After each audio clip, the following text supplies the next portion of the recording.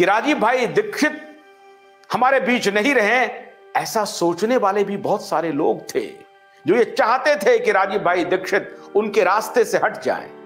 वो कौन लोग थे,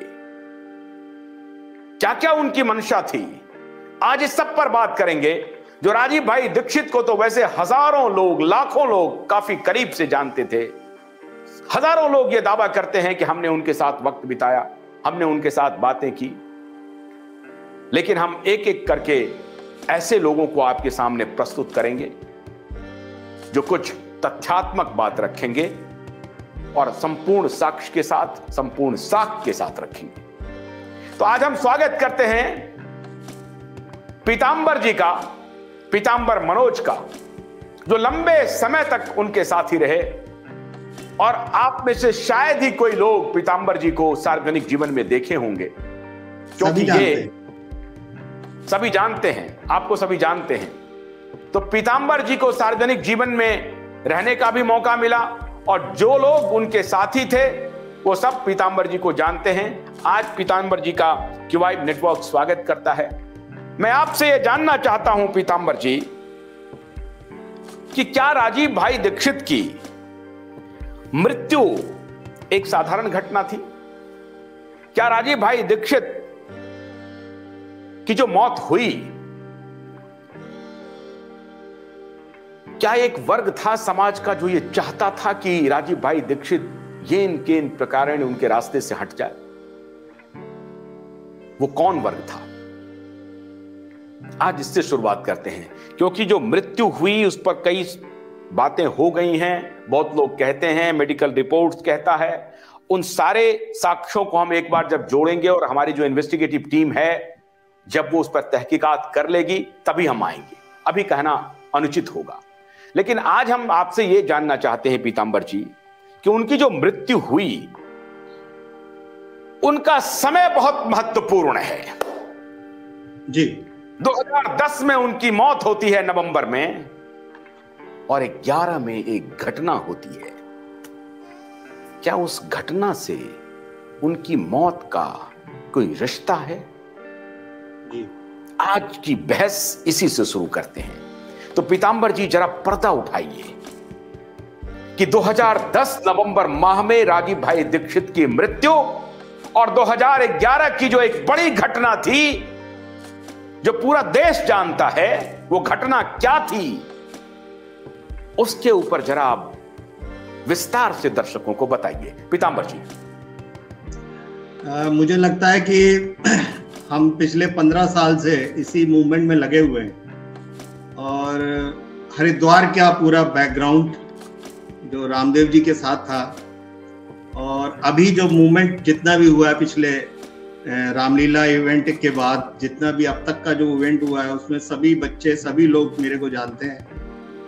और जिस समय रामदेव के जो सामने वाले फेज 2 का उद्घाटन हुआ था, तो मेरी 2005 में राजीव भाई से वहीं मुलाकात हुई थी।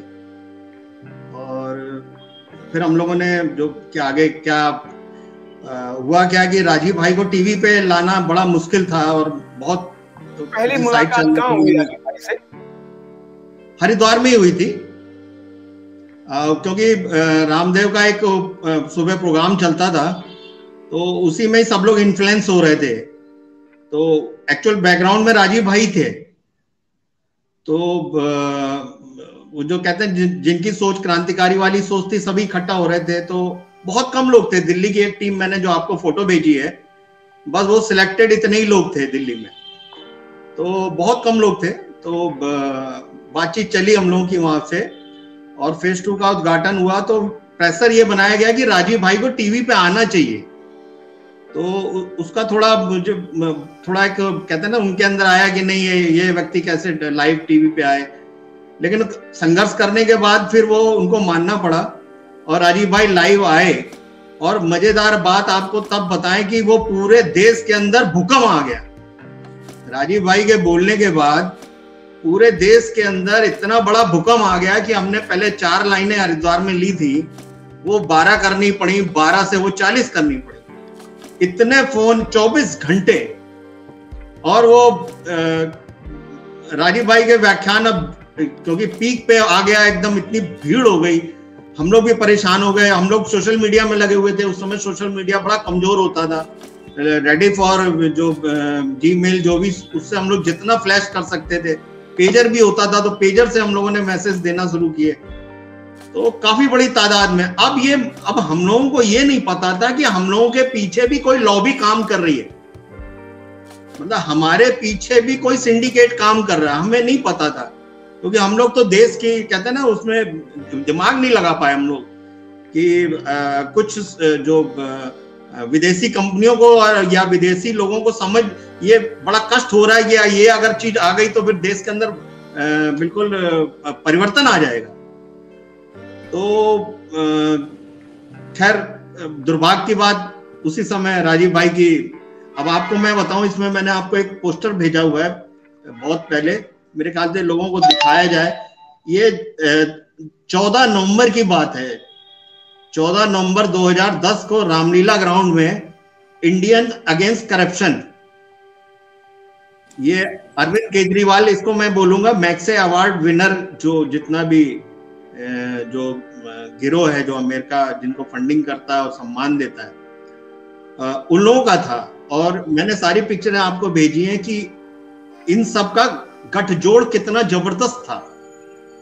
मतलब मैं नाम नहीं ले रहा क्योंकि थोड़ा आपको भी आपत्ति होगी और लोग हमें भी परेशान करेंगे। ये लोग, इन लोगों का बैकग्राउंड में स्ट्रक्चर बहुत मजबूत था। और 14 नवंबर को, मैं जो ऊपर जो इंडिया अगेंस्ट करप्शन की फोटो है, उस समय राजीव भाई जिंदा थे।